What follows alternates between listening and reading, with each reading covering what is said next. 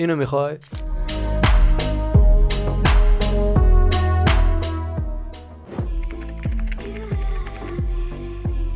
افکت بلر موکرز رو پیدا کن و بنداز روی لایه.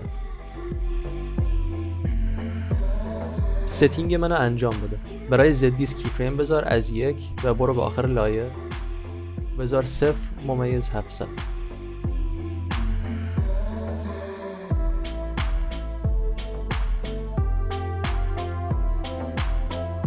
کی فریم ها رو سلکت کن و F9 بزن.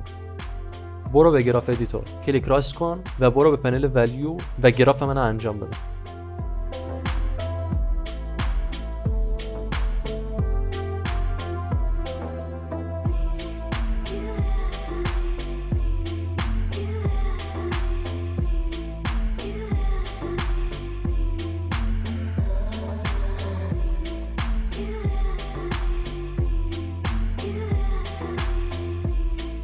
بعد از اینکه تموم کردی گراف ادیتور رو ببند. خب روی افکت موکرز کلیک کن و سنترش رو مشخص کن.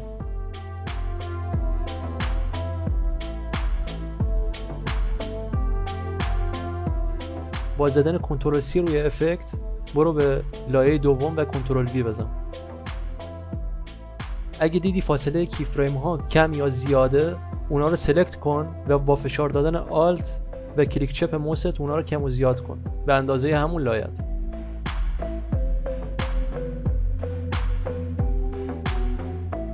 قبل از اینکه افکت رو کپی کنی حتما ساب پیکسل خاموش کن تا آسیبی به ویدیوت نزنه.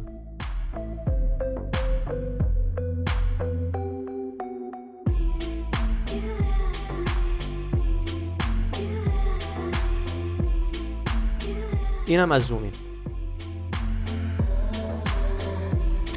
خب برای زوم اوت کردن برعکس همون کار قبلی برای آخر لایه کی فریم 1 بذار و برای اول لایه کی فریم 0.700 بذار.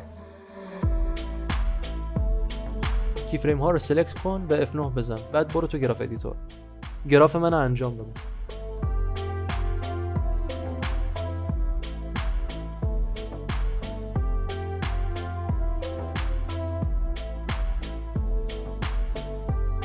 گراف ادیتور رو ببند و با زدن کنترل C افکت رو کپی کن و برو به لایه دوم بزن کنترل V. رو بقیه لایه ها همین کار انجام بده. تمام. اینم از زوم اوت.